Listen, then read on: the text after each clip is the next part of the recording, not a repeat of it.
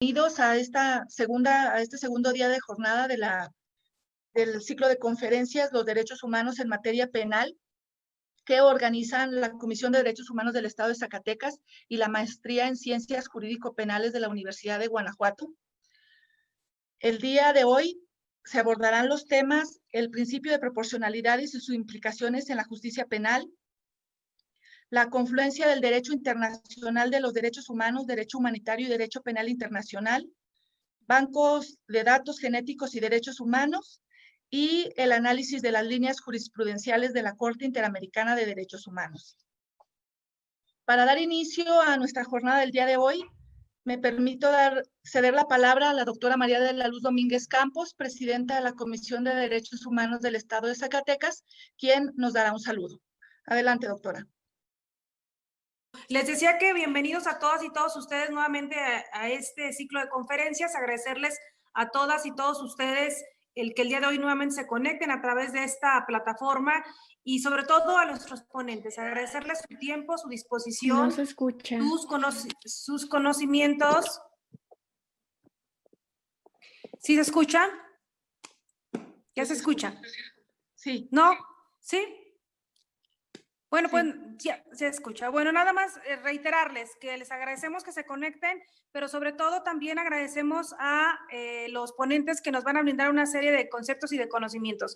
Y decirles que todos estos conocimientos pues serán de mucha valía, serán de muchas importancia para nosotros, puesto que todo nuestro personal de la Comisión de Derechos Humanos del Estado de Zacatecas estará analizando actualmente y con posterioridad cada una de las ponencias para los casos concretos que estamos en este momento revisando y que en su momento procesal oportuno habremos de resolver, y por lo tanto muchos de lo que ustedes habrán de presentar también será de mucha utilidad. Muchas gracias y bueno, pues de pauta al inicio de la primera conferencia. Buenos días. Primer conferencia denominada El principio de proporcionalidad y sus implicaciones en la justicia penal, que nos va a brindar el maestro Jesús Everardo Rodríguez Durán. Me permito leer una síntesis curricular. El maestro Jesús Everardo Rodríguez Durán, licenciado en Derecho con mención honorífica por la Universidad Autónoma de Aguascalientes y maestro en Justicia Constitucional por la Universidad de Durango, donde obtuvo el reconocimiento al mejor promedio de su generación y el premio laureado por su tesis sobre el problema contramayoritario de la justicia constitucional. Actualmente cursa estudios doctorales en esta misma institución. Se ha desempeñado como profesor en diversas universidades públicas y privadas del centro del país, especialmente en la maestría en Ciencias Jurídico-Penales de la Universidad de Guanajuato, donde imparte la materia de argumentación jurídica. Cuenta con diversas publicaciones en medios especializados de México y el extranjero, como la revista del Instituto de la Judicatura Federal, la revista Derechos y Libertades de la Universidad Carlos III de Madrid, la revista del URE de la Universidad de Colima y la revista del Poder Judicial del Estado de Guanajuato, así como diversos artículos en libros colectivos sobre derecho penal y procesal constitucional. Maestro Jesús Everardo, los micrófonos son suyos. Agradezco la invitación que me hicieron para tomar parte en este ciclo de conferencias. Agradezco también la cálida bienvenida que nos ha dado la doctora María de la Luz Domínguez Campos, presidenta de la Comisión de Derechos Humanos del Estado de Zacatecas, y desde luego nuestro muy estimado profesor, el doctor Eduardo Astraín, director del Departamento de Derecho de la Universidad de Guanajuato, quien muy activamente ha organizado junto con la comisión este ciclo de conferencias, aún en estos tiempos difíciles por los que estamos pasando, y gracias a la cual, gracias a esta actividad, la universidad, como dice el rector Luis Felipe Guerrero, sigue sucediendo. El día de hoy voy a tener el gusto de comentar ante ustedes algunas cuestiones relacionadas con el principio de proporcionalidad en el derecho penal. Mi presentación espero pueda ser de algunos 45 minutos, 50 cuando más, a fin de que en la última parte podamos tener algún intercambio de preguntas o de cuestiones, si ustedes lo consideran pertinente. He considerado pues presentar algunas cuestiones que creo que nos pueden servir precisamente para analizar esta cuestión relacionada con el principio de proporcionalidad y sus implicaciones en la justicia penal.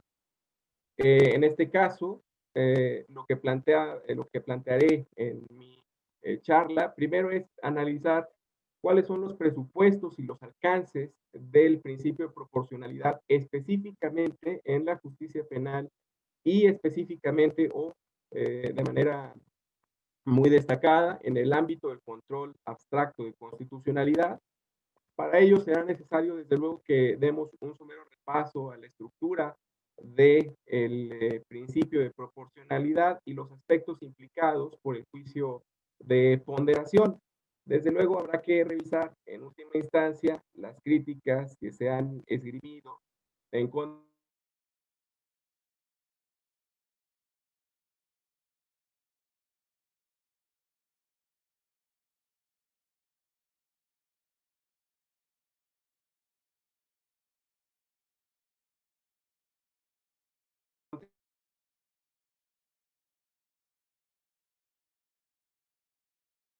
un movimiento más amplio que puede ser abarcado. En este sentido, la ilustración, como ustedes saben, parte de la idea de que la libertad es un atributo inherente a las personas. No sé si se vea, si estén viendo la presentación, que pudieran decir.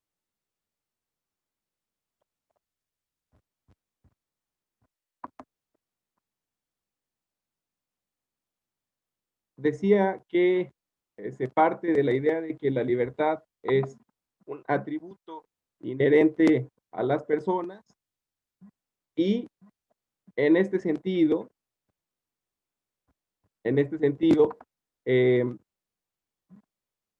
el Estado y el derecho están puestos al servicio de la generación de las condiciones que sean necesarias para la libertad. En este caso, me dicen que hay un pequeño problema con la presentación. Permítanme revisar.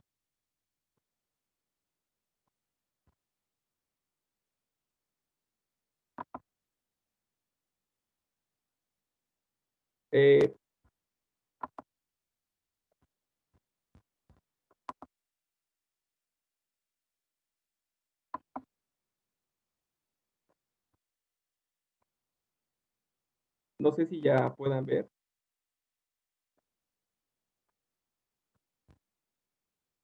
No, maestro, aún no podemos ver la presentación. Permítanme.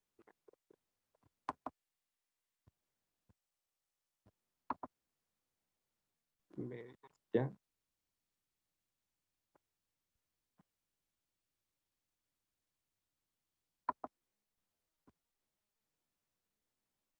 ¿Ya la ven?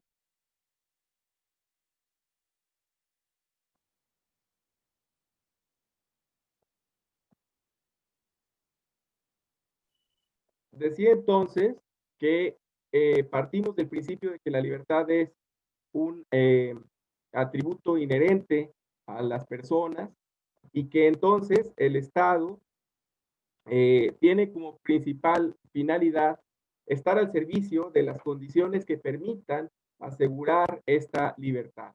De esta manera, entonces, las cuestiones atinentes a el ejercicio del derecho del Estado a castigar deben estar sometidas a una serie de limitantes relacionadas sobre todo con el hecho de que éstas deben ser acordes al daño social que ha causado el delito. Y entonces esta es la primera versión del principio de proporcionalidad vinculada directamente con la entidad del ilícito penal y la consecuencia jurídica que le va a ser aplicable en consecuencia. Sin embargo, el principio de proporcionalidad es más amplio que estas cuestiones en la medida en que nos va a servir además para determinar cuáles son los contenidos de los derechos fundamentales que les son imputables o que les son vinculantes directamente al legislador. Y en este sentido, el principio de proporcionalidad fue comenzado a aplicar en la jurisprudencia alemana en materia administrativa para analizar la constitucionalidad de las medidas que tenían incidencia o que tenían impacto en la limitación de los derechos fundamentales. El principio de proporcionalidad en este sentido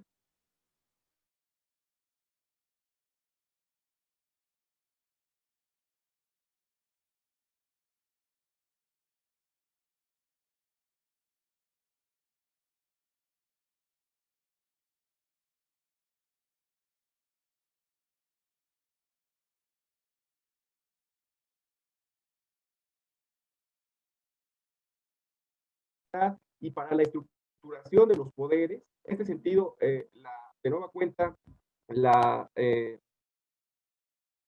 declaración de, en este sentido, la declaración del artículo 16 de la Constitución, de la Declaración de Derechos del Hombre y Ciudadano, es bastante indicativa en este sentido, porque la Constitución, al mismo tiempo que establece cuestiones que son necesarias para que la sociedad pueda coexistir fundamentalmente, también deja espacios para que el Poder Ejecutivo o el legislador establezcan las pautas a través de las cuales se va a regular esta determinación en a través de las normas generales. Y el segundo presupuesto que tiene el principio de proporcionalidad es precisamente el aspecto relacionado con una interpretación amplia de los derechos fundamentales, en el sentido de que para ello es necesario identificar entre cada una de las disposiciones constitucionales un contenido prima facie y un contenido definitivo. Esta idea del contenido prima facie y el contenido definitivo de los derechos es fundamental para la aplicación del test de proporcionalidad. Aquí es preciso también distinguir precisamente entre lo que podría ser el derecho fundamental, entendido como un conjunto de posiciones y normas vinculadas a una disposición de derecho fundamental, y esto implicaría también entonces hacer una distinción precisa entre la norma de derecho fundamental y las disposiciones de derecho fundamental. Una disposición de derecho fundamental será entendida como con todos aquellos enunciados expresamente formulados por el legislador constituyente que se integran en la parte dogmática de la Constitución, al mismo tiempo que estas disposiciones son susceptibles de interpretarse en diversos sentidos interpretativos para fijar su contenido y alcance en virtud de las diferentes directivas hermenéuticas, y a partir de ahí encontraremos que cada disposición puede descomponerse en una o varias normas de derecho fundamental. Y estas normas de derecho fundamental son precisamente las que el aplicador del derecho tendrá que tomar en consideración al momento de realizar su actividad jurisdiccional en cualquier otro ámbito donde la Constitución deba ser aplicada. Desde luego, las disposiciones de derecho fundamental pueden dar origen tanto a normas que se desprenden directamente de del sentido literal de esta disposición, o también aquellos otros derechos que resultan implícitos en la medida en que pueden ser objeto de un descubrimiento interpretativo, si me permiten decirlo así, a través de una relación de precisión entre el derecho fundamental y además de una relación de fundamentación del derecho, entre la disposición de derecho fundamental y la disposición que se está interpretando. Esto parte también, entonces, de la idea de que los derechos fundamentales son mandatos de optimización que ordenan que una conducta se realice en la mayor medida de las condiciones fácticas y jurídicas posibles. El entender a los mandatos de optimización o a los derechos fundamentales como mandatos de optimización lleva a que cuando nosotros consideremos que existe una medida de la autoridad que vulnera o que restringe algún derecho fundamental, será preciso que analicemos si se satisfacen las condiciones de idoneidad, necesidad y proporcionalidad en sentido estricto a fin de que esta medida restrictiva sea constitucional. De manera tal que es preciso analizar si estas medidas que superan el test de proporcionalidad pueden ser ingresadas al contenido definitivo del derecho. Cuando una medida legislativa ha pasado este examen de proporcionalidad, se integra pues al núcleo definitivo del derecho y por tanto contra ella no valdrían ponderaciones en el caso concreto. De esta forma, el principio de proporcionalidad se revela como un criterio para determinar el contenido definitivo de los derechos fundamentales que vincula al legislador. Es decir, lo que es en cuanto a lo que es constitucionalmente necesario o imposible. Y con él se trata de conciliar el respeto a la libertad de configuración legislativa en relación con un control material de los derechos fundamentales que procure la máxima efectividad de estas declaraciones. Es importante analizar esto porque si entendemos, como he dicho antes, la Constitución en el sentido de que es un orden marco, lo que va a ocurrir es que la Constitución tiene tres clases de contenidos. Los contenidos necesarios, es decir, aquellos que garantizan la existencia de la comunidad política como un todo, específicamente, vuelvo al ejemplo de la Declaración Francesa, dirán los franceses en el artículo 16 que estos contenidos constitucionalmente necesarios son los derechos fundamentales y la división de poderes, entre otras decisiones políticas fundamentales que ha agregado el constitucionalismo moderno. Y también hay contenidos imposibles, es decir, aquellos contenidos que no pueden dejar de estar en una, los contenidos necesarios, perdón, que no pueden dejar de estar en una constitución como los derechos fundamentales. Y los contenidos imposibles son aquellos que ni aún por unanimidad el legislador constituyente o la sociedad en general podría optar porque se establecieran en la Constitución. Tal es el caso, por ejemplo, en nuestro sistema constitucional de la pena de muerte o de algún otro de alguna otra limitación a los derechos fundamentales como la esclavitud, etcétera, que ni aun cuando todos estuviéramos de acuerdo en que fuera incluida, podría hacerlo en virtud de que es un contenido constitucionalmente posible. Pero dentro de las esferas o de las antípodas constitucionales de los contenidos necesarios, aquellos que no pueden dejar de estar en la Constitución, y los contenidos constitucionalmente imposibles, es decir, aquellos que aunque estuviéramos todos de acuerdo en incluirlos, podrían ser incluidos, existe un amplio espacio que es el ámbito de lo constitucionalmente posible.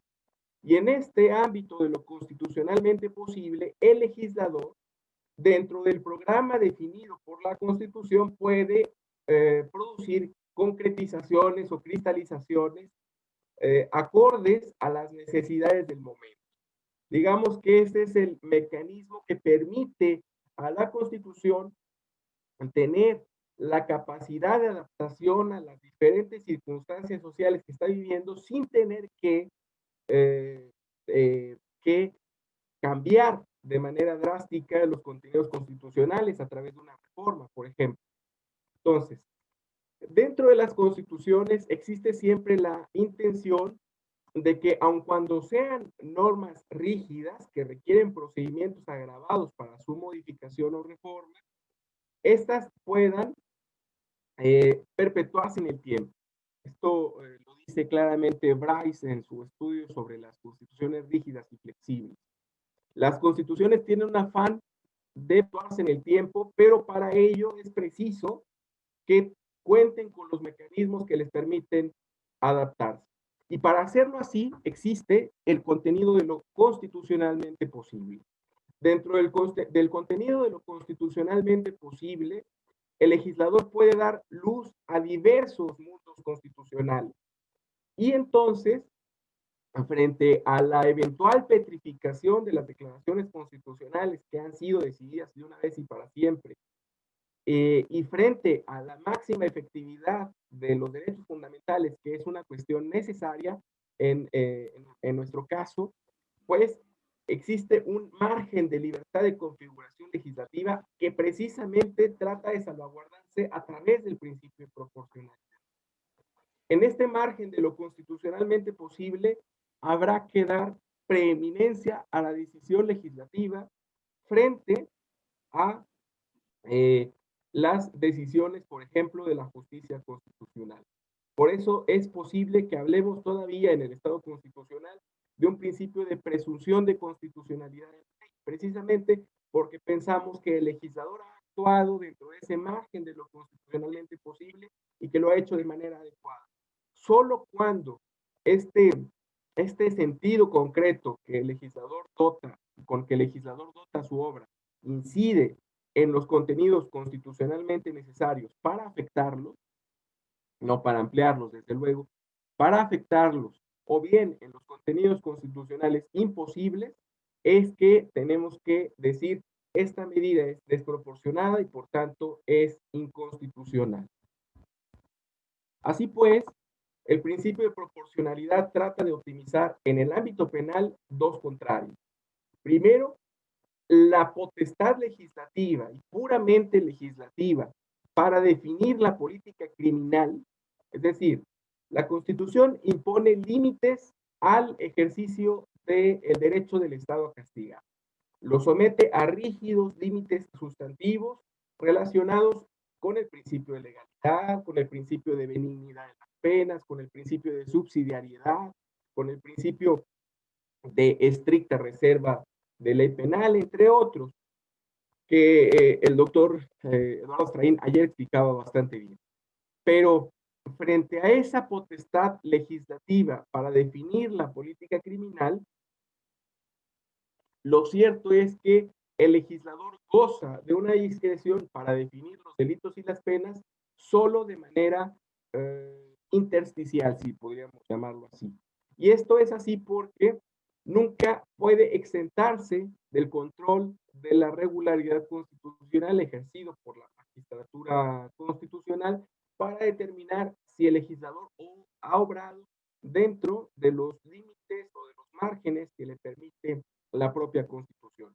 Y esto nos lleva a una tendencia diferente en la medida en que la Constitución como norma superior tendría que disciplinar todos los campos. Y efectivamente así lo hace.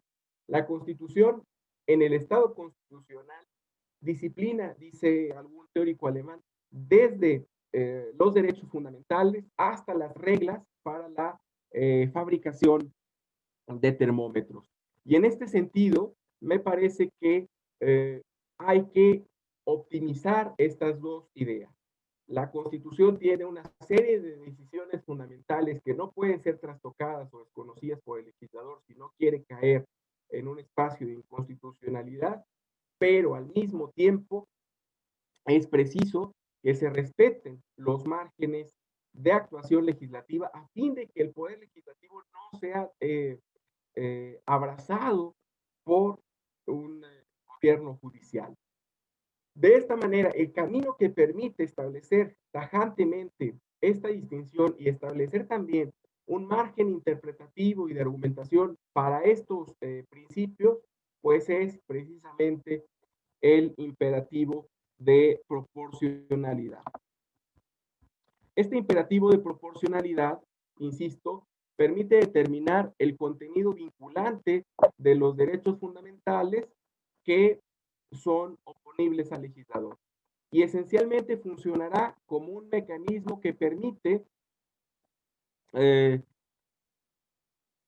declarar la irregularidad constitucional de todas las intervenciones desproporcionadas en el ámbito definitivo de los derechos fundamentales. Es decir, como había mencionado antes, en el ámbito de posiciones y normas vinculadas de manera definitiva a una disposición de derecho fundamental. Y las intervenciones a los derechos fundamentales, entonces, deben concebirse como una actuación del poder público que afecta negativamente un derecho. Y aquí, bueno, tendríamos que analizar con relativo detenimiento esta cuestión en la inteligencia de que el paradigma constitucional está en constante avance. Ferrajoli ha hablado de que venimos de un constitucionalismo de derecho público y deberemos transitar en poco tiempo un constitucionalismo de derecho privado y desde luego un constitucionalismo global. De manera tal que las intervenciones en los derechos fundamentales no necesariamente vendrán ahora solo de la autoridad pública, sino también de ciertos particulares colocados en una posición de preeminencia.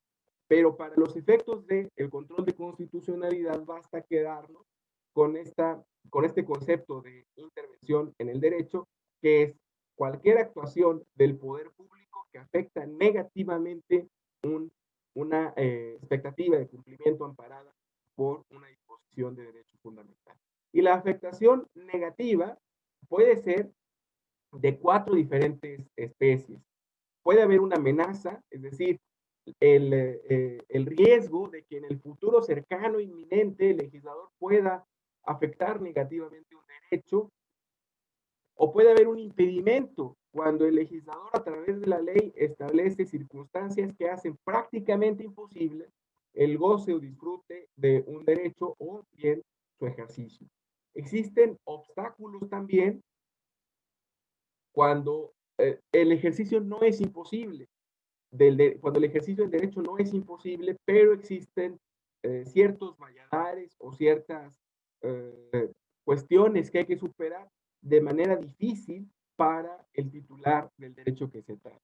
Y finalmente, la máxima expresión de la afectación negativa en un derecho fundamental es precisamente su supresión.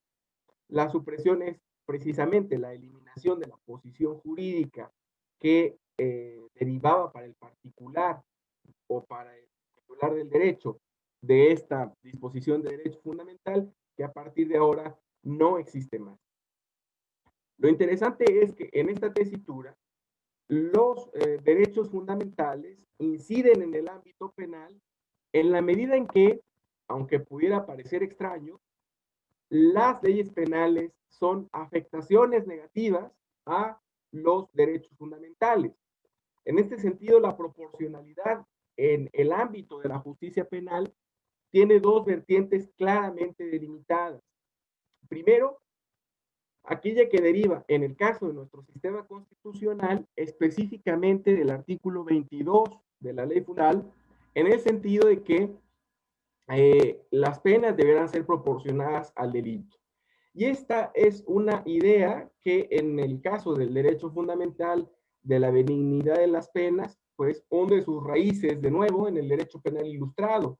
Ya Beccaria decía en el tratado que para que una pena no fuera violencia de un hombre o grupo de hombres contra un particular ciudadano, debería ser pronta, pública, pacífica, la más benigna de aquellas posibles. Y en esa medida, esta es la vertiente del principio de proporcionalidad que quizá nos resulta más familiar en el ámbito del derecho penal. Hay quienes incluso dicen que esta es la única vertiente de la proporcionalidad que puede aplicarse en el derecho penal, porque el legislador goza de una legitimación democrática a la hora de definir los delitos y las penas, y que entonces la Corte Constitucional, cuando examina la regularidad de esas normas generales, no gozaría de la legitimación suficiente para dar contra a la obra del legislador.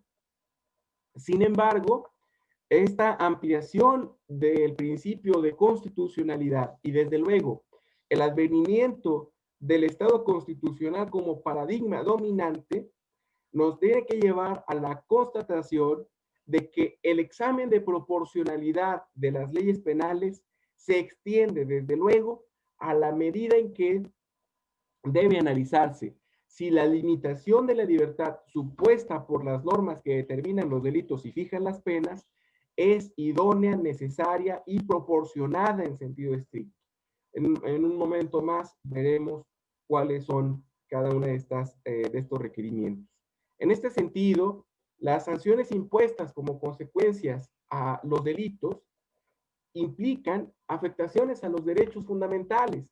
Y estas afectaciones a los derechos fundamentales son aquellas que derivan directamente de la imposición de la pena de prisión o aquellas otras que se realizan de manera consecuencial. Y finalmente, una tercera clase de afectaciones que se verifican de manera difusa. En el primer caso, existen afectaciones a derechos fundamentales que se verifican de manera directa e inmediata como consecuencia de la determinación de la responsabilidad penal, a saber, precisamente, una afectación sobre la libertad personal y, desde luego, la supresión de los derechos políticos, que también son una especie fundamental de los derechos humanos.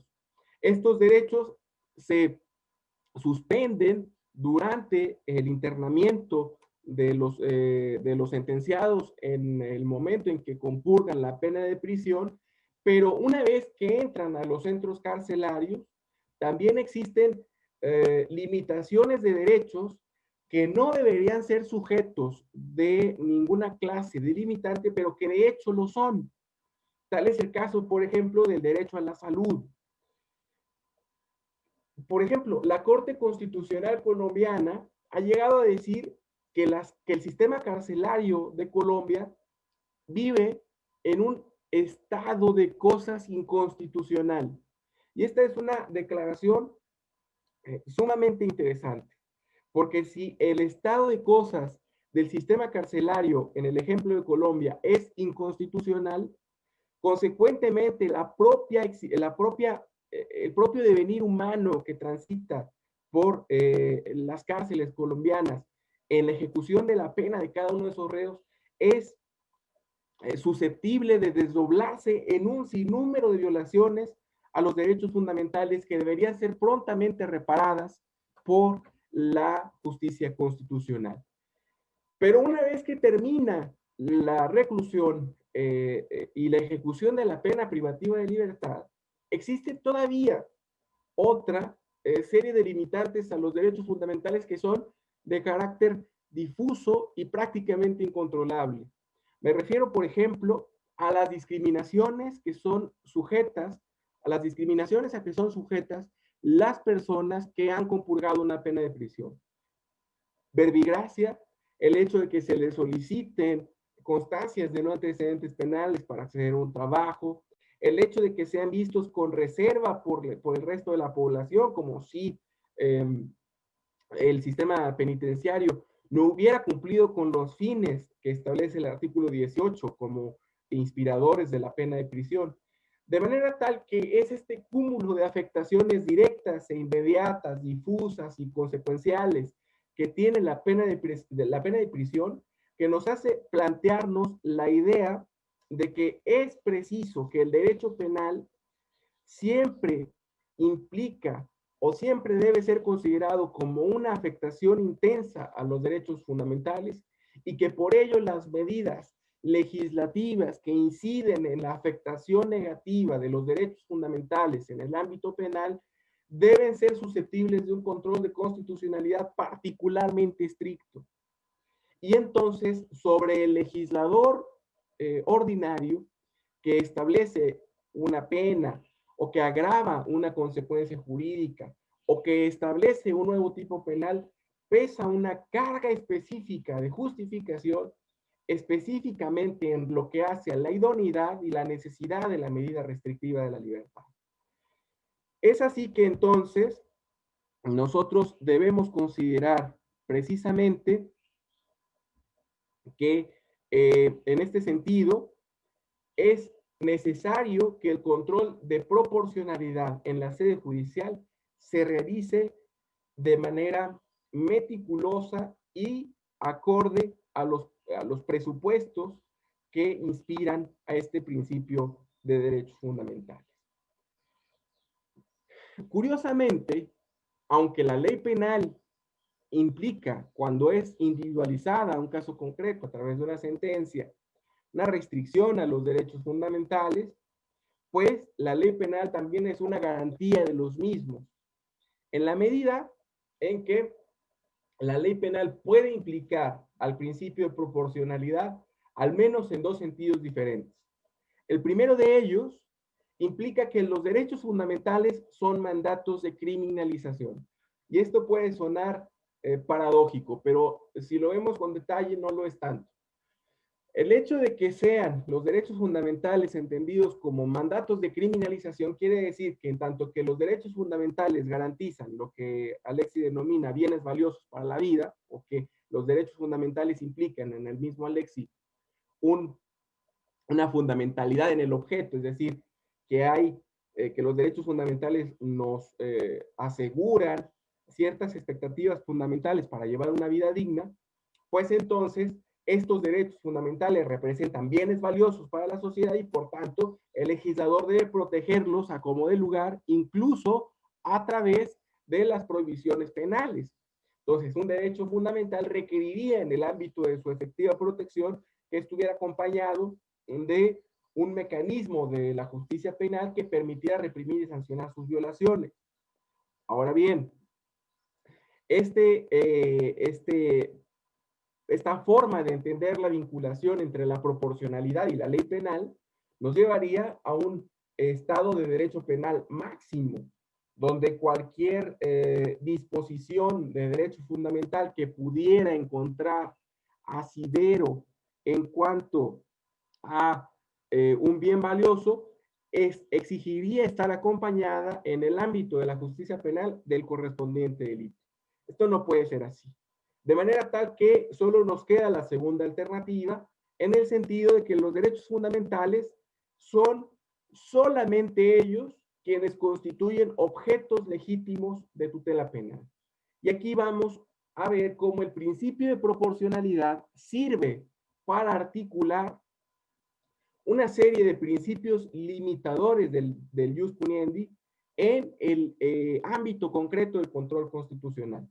Porque a partir de la presunción o de la premisa de que los derechos fundamentales solo ellos constituyen objetos legítimos de tutela penal, nos llevará a tener por probado además que el derecho penal solo puede ser tal si es un derecho penal mínimo y está sujeto a la estricta protección de los bienes jurídicos.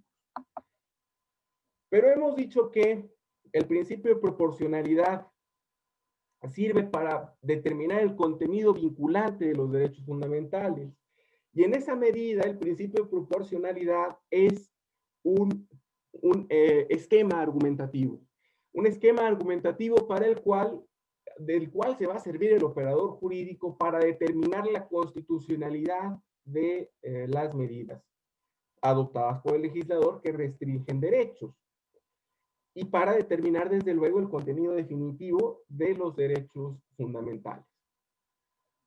Es una vía entre otras, pero en la medida en que el Estado constitucional parte de la idea de que la Constitución es un orden marco y parte de que los derechos fundamentales se entienden como mandatos de optimización que ordenan que una conducta sea realizada en la mayor medida de las condiciones fácticas y jurídicas en Alexis, o si ustedes quieren ser muy borquinianos y verlo en ese sentido, que junto a las reglas del positivismo hartiano existen ciertos imperativos morales que no son susceptibles de reconocerse a través de la regla de reconocimiento, pero que vinculan las decisiones de los operadores jurídicos, pues entonces es necesario contar con un esquema argumentativo para del cual podamos echar mano al momento de analizar la constitucionalidad de estas medidas.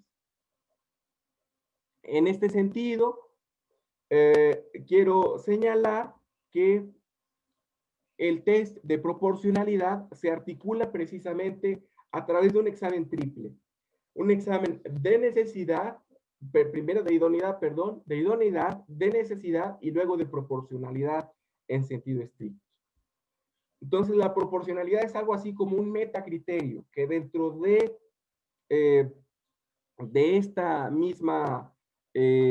este mismo paraguas o de esta misma cubierta incluye la idoneidad, la necesidad y la proporcionalidad en sentido estricto. El primer examen que se hace al analizar la proporcionalidad de una medida es el examen de idoneidad. Y este sirve precisamente para establecer si la norma en cuestión persigue una finalidad legítima. Aquí volvemos al principio de exclusiva protección de bienes jurídicos. Y la doctrina discute si existen dos formas de entender la exclusiva protección de bienes jurídicos. En principio se dice que el bien jurídico debe estar directamente vinculado con algún principio constitucional. Y esto nos llevaría de nueva cuenta a un derecho penal mínimo. Solo el legislador podría perseguir fines que estuvieran directamente vinculados y directamente expresados por una disposición de derecho fundamental. Ahora bien, como hemos dicho que las disposiciones de derechos fundamentales pueden ser entendidas como portadoras de un sentido prima facie y luego de un contenido definitivo después de la ponderación, lo que nos llevaría a tener que plantearnos una segunda posibilidad. Basta con que el bien jurídico tutelado no esté abiertamente en contradicción con una disposición de derecho fundamental para que el legislador tenga competencia para regularlo, a través incluso del derecho penal. Esta segunda posibilidad nos lleva a un derecho penal un poco más flexible, porque el número de disposiciones o de mandatos de incriminación de que puede echar mano el legislador aumentan, desde luego, pero también tiene dos ventajas respecto del test de proporcionalidad. Tiene la ventaja de que parte de la idea de que efectivamente la Constitución es un orden marco que tiene contenidos imposibles, necesarios y un amplio margen de contenidos constitucionalmente a disposición del legislador, a través del cual puede el legislador, como he dicho, dar a luz, en palabras de Juan José Moreso, un sinnúmero de mundos constitucionalmente posibles.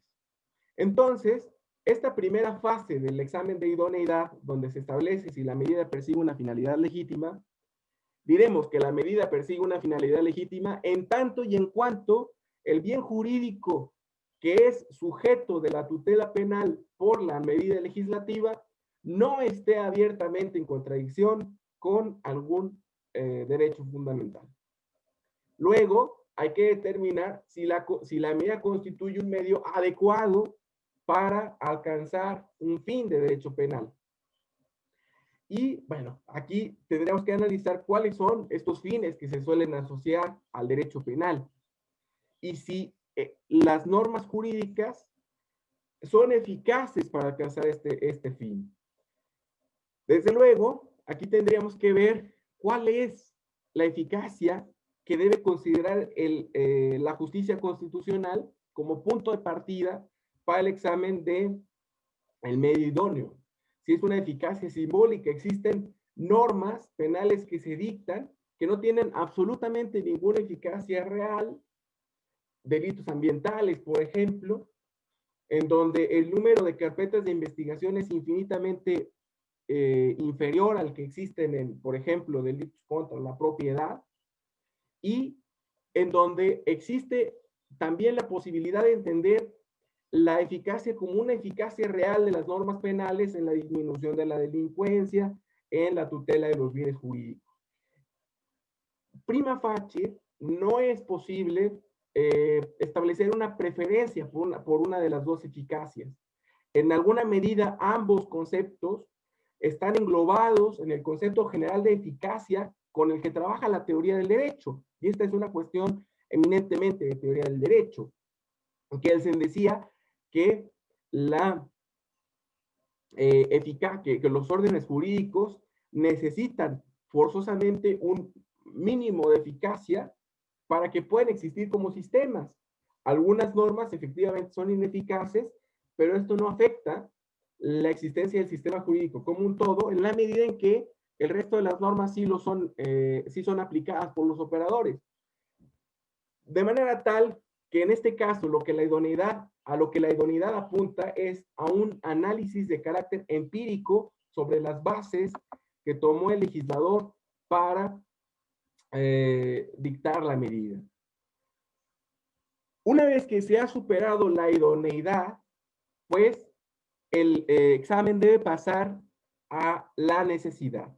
Y aquí se analiza si la medida adoptada por el legislador en comparación con otros medios igualmente idóneos es la que implica la afectación menor al bien jurídico.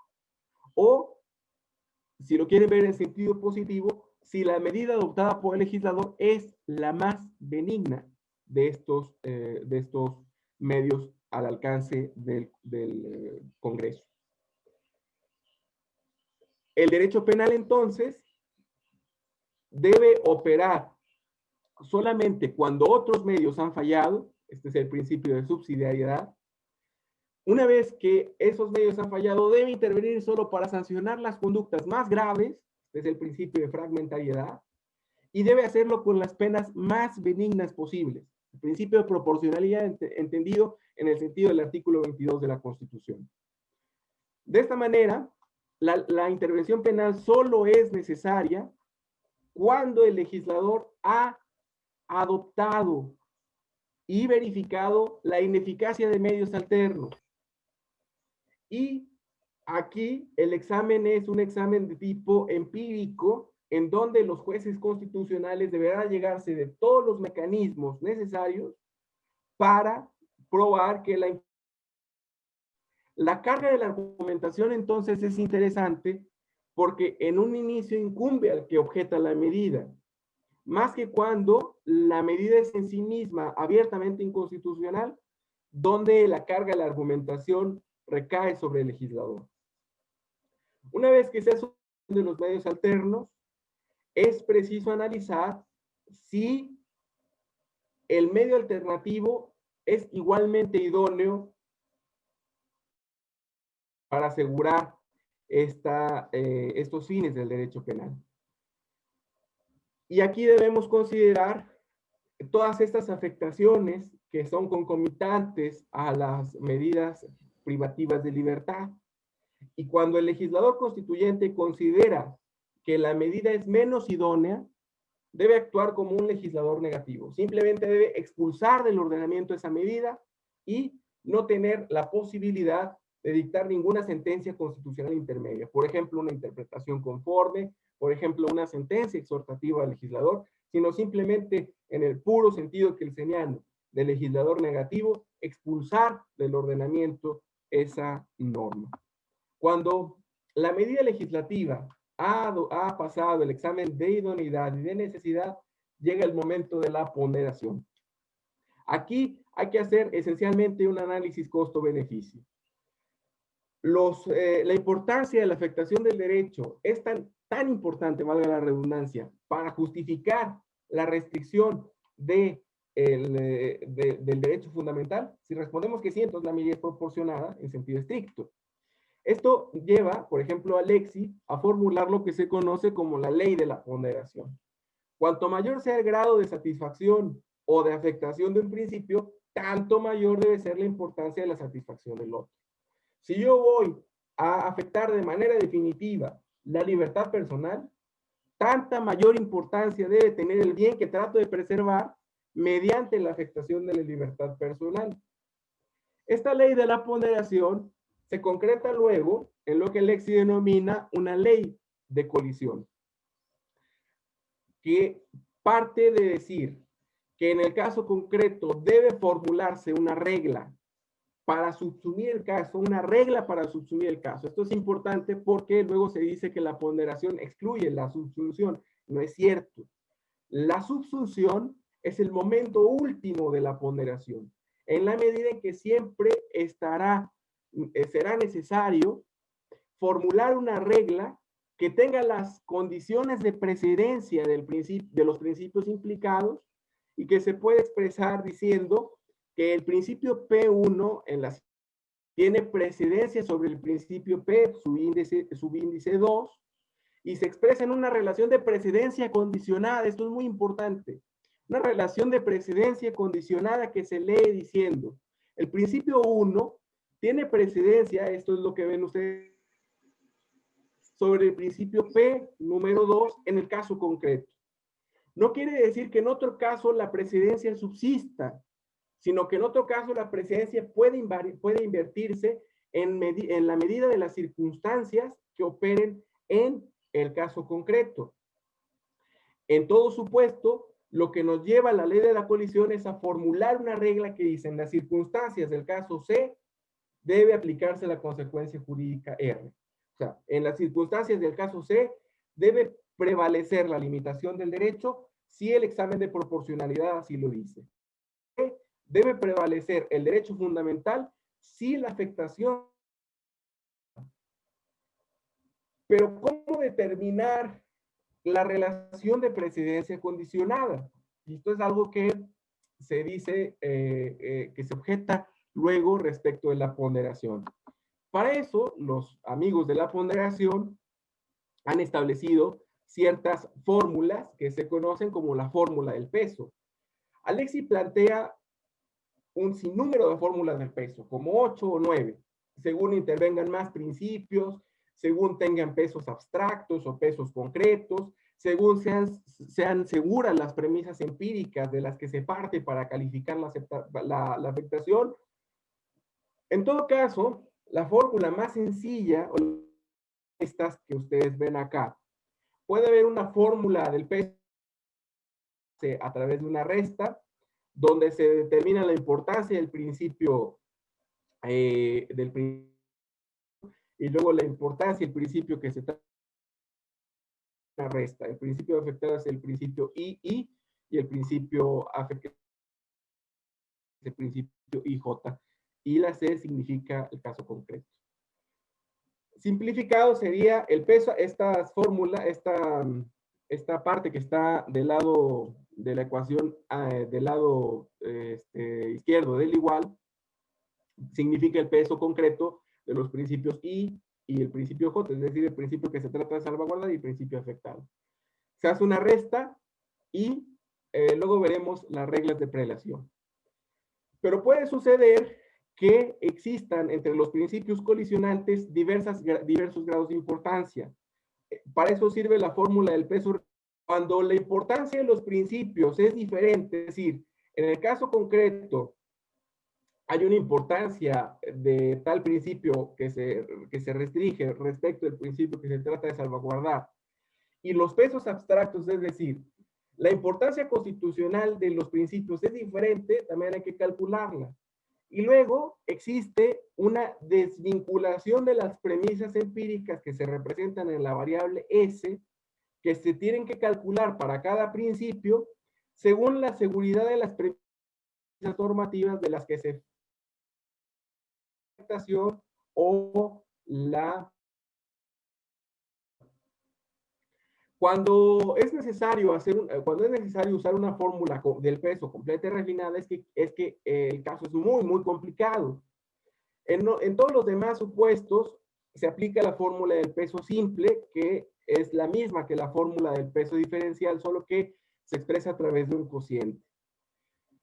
El peso concreto de los principios es el producto de la división de la importancia del principio que se pretende afectar y la importancia del principio que se debe salvaguardar.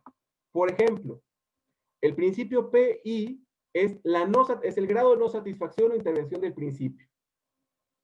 Cuando el resultado de la división, cuando el cociente de la división es mayor a 1, entonces prevalece la afectación sobre el principio, prevalece la medida legislativa. Cuando prevalece, es decir, la importancia de satisfacción del principio, cuando prevalece P1 o PI, lo que quiere decir es que la medida legislativa es constitucional. Para eso tiene que ser mayor a 1. Y cuando prevalece el principio de satisfacción del otro principio, cuando es menor a 1, entonces quiere decir que debe prevalecer el principio fundamental afectado.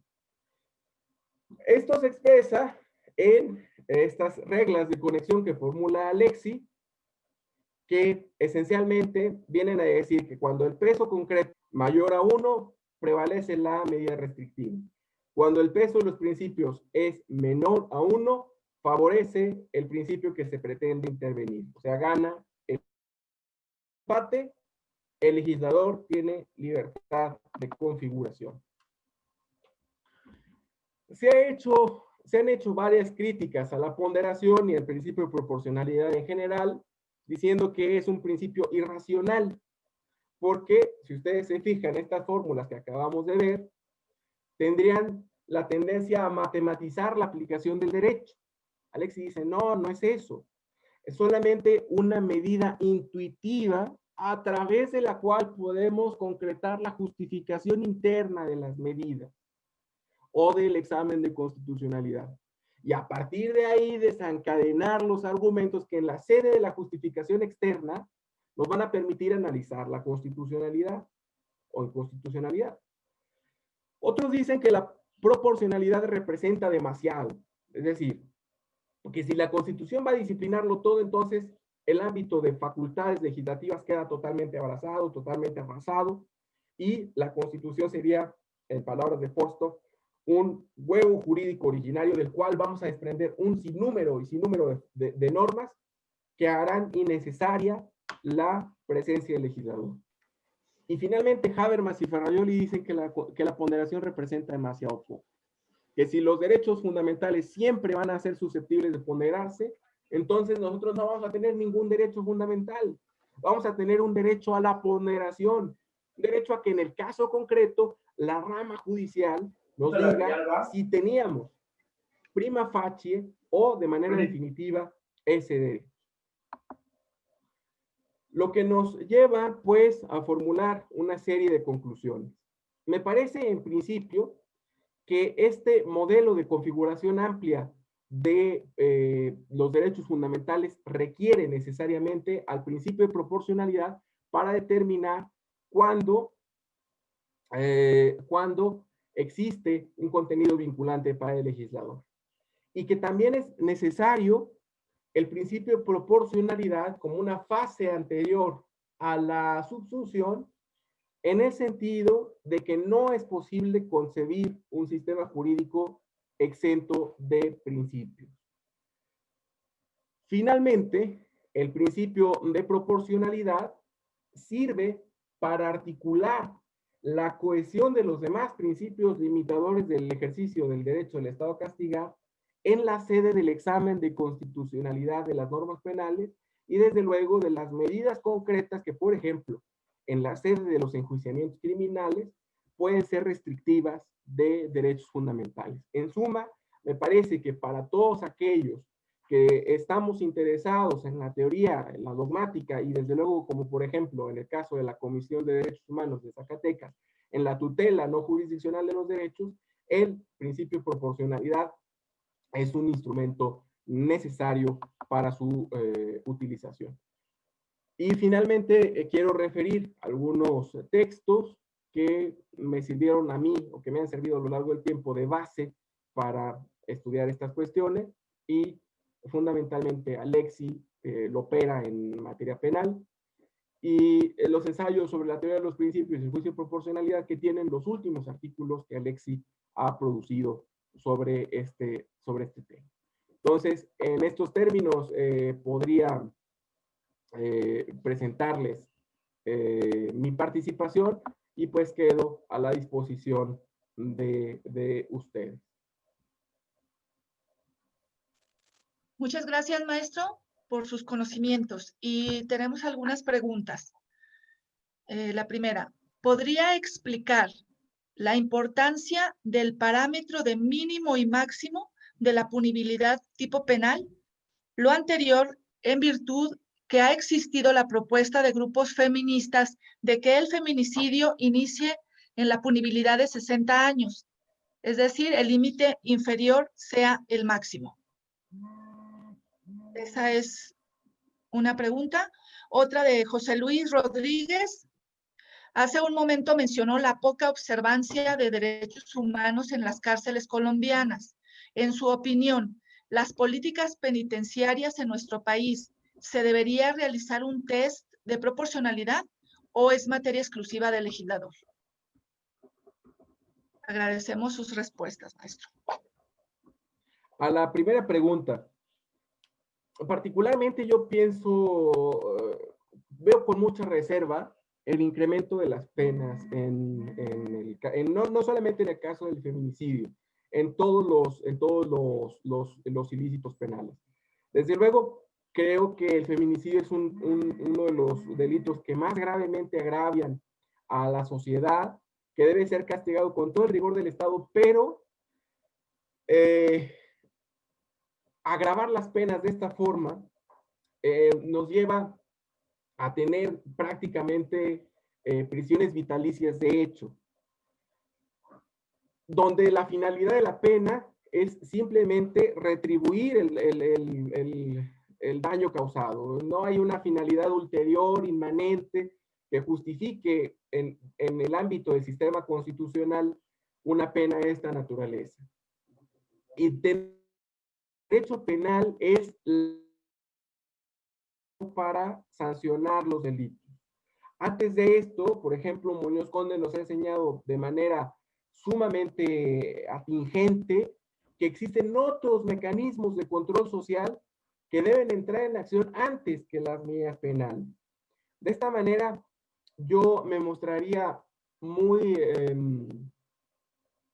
reservado en el sentido de justificar la constitucionalidad de penas tan altas, no solo para el feminicidio, también para el secuestro, para el homicidio calificado, para los delitos sexuales, para los delitos de delincuencia organizada. Porque me parece que estas cuestiones de las penas tan excesivas son solamente muestras de que el Estado ha fallado en los estados y de los controles sociales que deberían operar en defecto del derecho penal.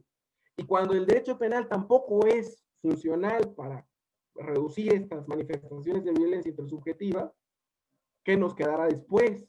La pena de muerte. Vean ustedes, por ejemplo, el índice de feminicidios sigue creciendo a pesar de que se ha vuelto un delito sumamente difundido, de los casos más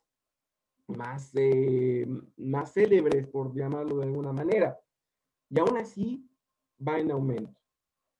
Yo, quizá porque es la línea de pensamiento que siempre hemos cultivado en Guanajuato, pero pensaría que el derecho penal debe ser un derecho penal mínimo y que, a ejemplo del derecho garantista de Ferrajoli, debe castigarse con la despenalización y con aquellas conductas que pueden ser susceptibles de control en otras sedes y con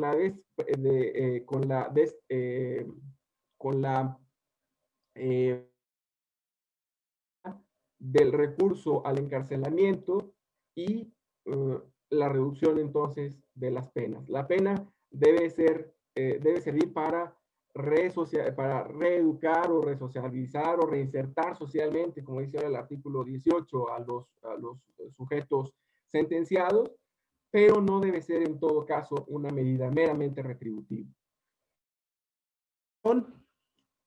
Yo creo que usé el ejemplo de Colombia porque hay un pronunciamiento específico de la Corte Constitucional colombiana, en el sentido de que ellos consideran que el estado de cosas de las cárceles de aquel país es un estado de cosas inconstitucional. Pero lo cierto es que tampoco es decir que tenemos un sistema carcelario de primer mundo. Y en esa medida me parece que sí, las condiciones de las cárceles mexicanas deberán ser entendidas como uno de los elementos empíricos que deben ser contabilizados en el lado de los costos de la idoneidad de las medidas penales. Y entonces, si hay otro medio más benigno, no solamente por el encarcelamiento y la compurgación de una pena privativa de libertad específicamente, sino también por el lado de los costos adicionales, estas medidas de estigmatización social o incluso los derechos que sin deber ser suspendidos, como el derecho a la salud, el derecho al bienestar, o el derecho incluso a la educación, a la cultura, que no deberían ser suspendidos por el internamiento, son de hecho suspendidos porque las cárceles no tienen infraestructura para poder otorgarlos. Entonces, todo esto juega en contra de la criminalización de determinadas conductas. Hace unos años, Muñoz Conde decía que el legislador parecía que tenía un mantra cuando iba a dictar leyes penales y decía, el legislador siempre está pensando, criminalice que algo queda, criminalice que algo queda. Pero no es cierto. Las medidas penales deben ser, en un sentido, si ustedes quieren, muy romántico, pero también, de hecho, la última medida. Terminaría recordándoles una cita de Max Weber en La política como profesión, cuando dice Weber, podría descorazonarnos el estado de cosas actual del derecho penal, del sistema penitenciario, pero deben entender, o debemos entender todos, que lo posible no se logra si no se intenta reiterada y empecinadamente lo imposible. Y creo que la ciencia precisamente esos medios para que nuestro sistema constitucional sea lo que al menos en las declaraciones constituyentes aspira a ser. Gracias, maestro. Tenemos 2 preguntas más. ¿Cree que sea bien que se reduzcan las sentencias de más de 70 o 100 años de sentencia a máximo a 30 años para que se busquen beneficios de libertad? Y la otra, existen varios legisladores, la otra es de Antonio Gutiérrez, existen varios legisladores que consideran que el feminicidio está mal llamado, que debería de llamarse homicidio, pues no necesariamente se produce el homicidio por causas de género. ¿Cuál sería su opinión respecto a esa postura? Esas son las preguntas. Bueno, bien. En cuanto a las reducciones de las penas, con más detenimiento, porque son varias las aristas que concurren en el problema, relacionadas sobre todo con la eficacia de la cosa juzgada, pero en esencia volvería a retomar el punto, quizá con mayor eficacia para el futuro, en el sentido de que las penas de prisión deben ser susceptibles de una reducción en sus mínimos y máximos. Y en este sentido, pues deberíamos tender a que los mínimos penales fueran cada vez más cortos. No solamente porque hay afectaciones a derechos. El mismo Ferrajoli, en el análisis del sistema carcelario italiano, ha dicho que las cárceles son espacios donde los reos, en lugar de resociabilizarse o de encontrar los medios para reinsertarse a la sociedad, perfeccionan las técnicas delictivas, etcétera, etcétera. Entonces, creo que en esa medida deberíamos tender a los mínimos y máximos de las penas, sin cejar en la situación de que, por ejemplo, si estos mínimos se redujeran, pues pudiera analizarse ya en la sede judicial la situación de las personas que previamente fueron condenadas por sus delitos. Y en cuanto a la segunda, miren, es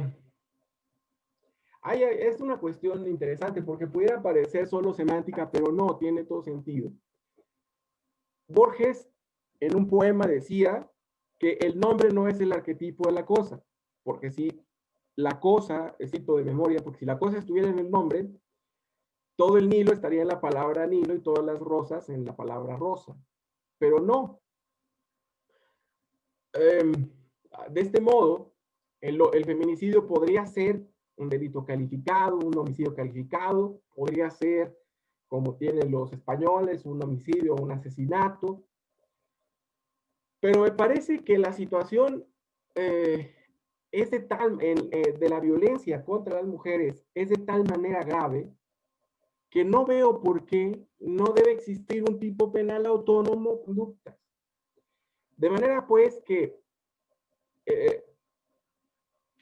creo que es un comportamiento adecuado del legislador que se haya dado autonomía normativa al feminicidio, pero creo que nadie pondría pero si el delito de feminicidio no existiera, fuera un delito de homicidio calificado y efectivamente los crímenes contra las mujeres se redujeran sustancialmente. Entonces, vuelvo a la cuestión. En todo caso, no es un problema de denominación que está justificada o de mínimos y máximos, sino de eficacia del derecho penal.